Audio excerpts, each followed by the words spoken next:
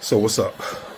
I've been watching so much basketball the last 4 or 5 days, and from every level, youth, high school, college, and pros. And one of the biggest things, I think, with all this positionless basketball, I think we have forgot to truly define the positions again. I know with a lot of these players being versatile and playing more than one position, you still got to go back to the basics of understanding what a true point guard is, what a shooting guard is, what a small forward is, what a power forward, and what a center is. Now, so understanding, I mean, going back to just to define those positions itself, but then there's anomalies, of course. There's anomalies, and there's guys who going to exceed those positions by far. But when I say this to say because, you know what I'm saying, like, you got a lot of people that's out of position, out of whack. They just can't, you know what I'm saying, they're cutting it for us to be in positions that they're not comfortable in.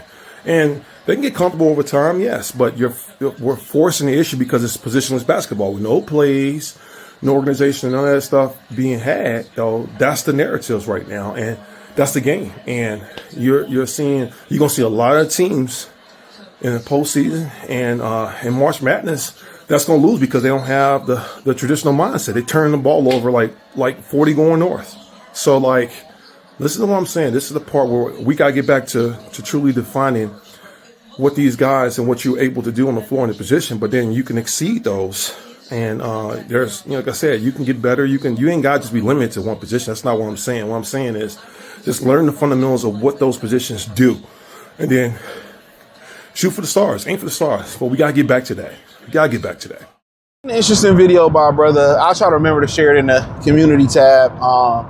And he found this video by Shawn Marion talking about how positionless basketball is hurting basketball, right?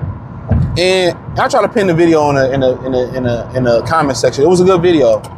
And he, you know, today you can't give the raw, unadulterated truth, you know, so he soft shoot it. You know, not to come off as a hater, or he soft shoot it, right? But in reality, I'm gonna give you the cold hard truth, right? Fuck what social media talking about. Hit the NBA Talk playlist, thumbs up the video, share the video, subscribe to the channel. It's killed the game.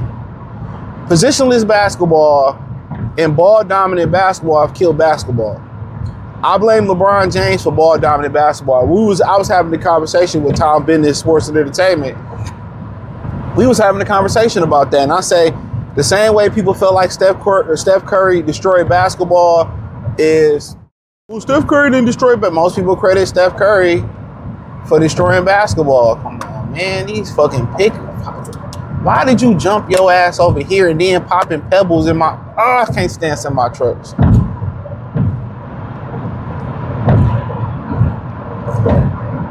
But I was basically saying people credit Steph Curry for destroying basketball for the jump shot. And, you know, he was defending Steph Curry. I'm not saying I blame him. I mean, Mark Jackson and Klay Thompson play a big part in that shit too. But you know, he revolutionized the game in that way with everybody, you know, shooting the basketball in the way they shoot the basketball. But I also feel LeBron, like, destroyed the game. I feel like he legitimately destroyed the game where we were having a conversation that, you know, everybody wanted to be like him, and he didn't get a ball up. LeBron needed the ball to be effective in his career. And I mean, he was the shit. One of the greatest players to ever touch the basketball. And I think that's why a lot of people feel like they got to have the ball in the hand. And ball dominance has also been followed with lack of teaching. So a lot of these guys don't know how to run the inbounds play. They don't run plays no more.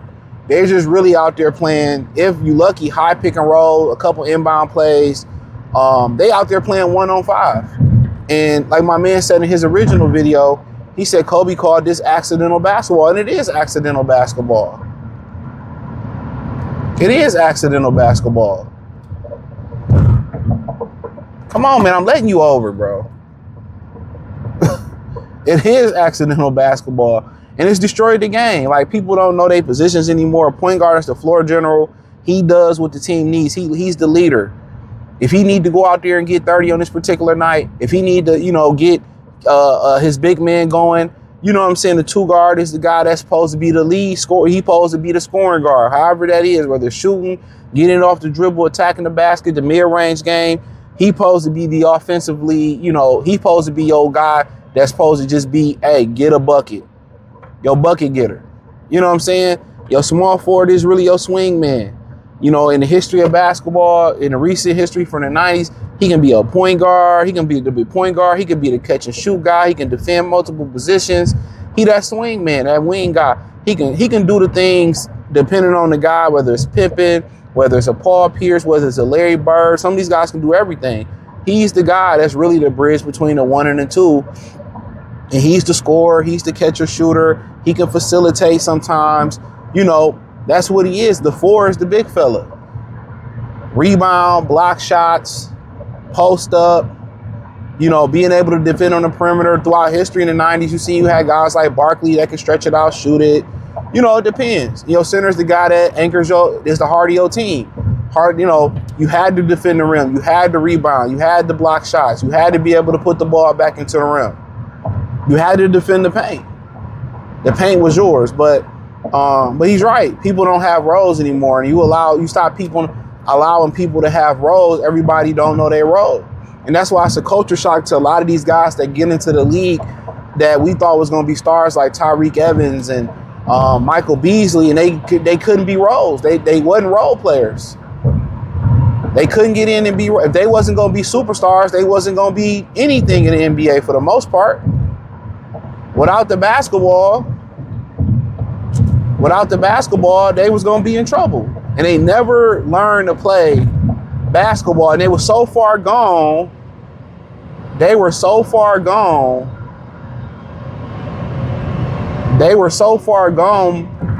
the time they get to the league, they got lost. You couldn't be a 6-man. You see it happen with Deion Waiters. Couldn't be a 6-man. Couldn't take a lesser role. Couldn't go the Rajah Bell, Bruce Bourne route to do the dirty work and be a catch and shoot player.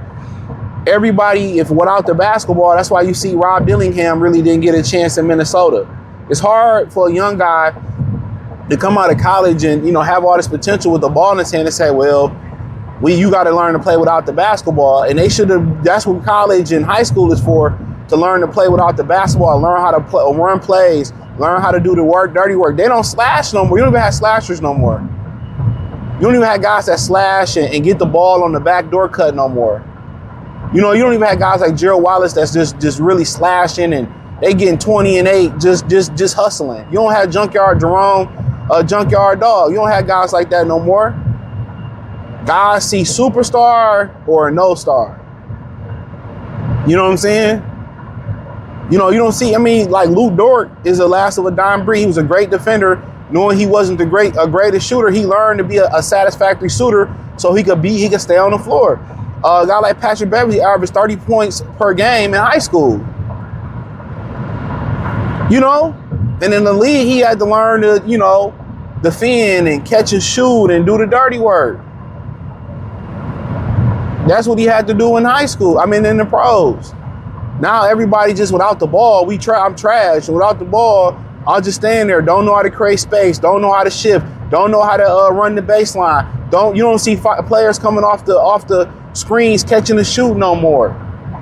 You see high pick and roll or high pick and pop, and you don't see them throw the ball to the center at the elbow, and then they cut and do backdoor cuts, and the centers make the passes no more. You don't see none of that shit no more. You got everybody playing positionless basketball. And you hear and say, what's more funner than throwing into the big man and it's more funner than that's what the players say, but it's hard to watch because it just looked like gumbo. You just threw a whole bunch of shit in the pot and cooked it. People got positions for a reason. It's like going to work and we don't have positions. You know what I'm saying? It's like going to work and you don't have positions. What's the position? That's the number. What's the position? Oh, you the chef. Oh, but today you gonna wash the dishes. Or you can do like, nah, you ain't training me on washing the dishes and the dishwasher on the grill. Like, he don't know how to cook. It's positions for a reason. Everybody want to shoot. Everybody want to dribble. Everybody want to create their own shot. Don't nobody know how to get their own shot within the offense no more. And then when coaches try to get them to get the ball out their hand, they get fired. When they try to get them to move without the ball, backdoor cut, play through, play through a point guard or play through the center in the high post, or allow the play to dictate who get the ball. They can't play without the ball. That's why Luka got traded. Luka's a team cancer. Why do you think the New York Knicks won't win a championship? Because they got a 2-guard playing the point guard. Luka's the 2-guard playing the point guard.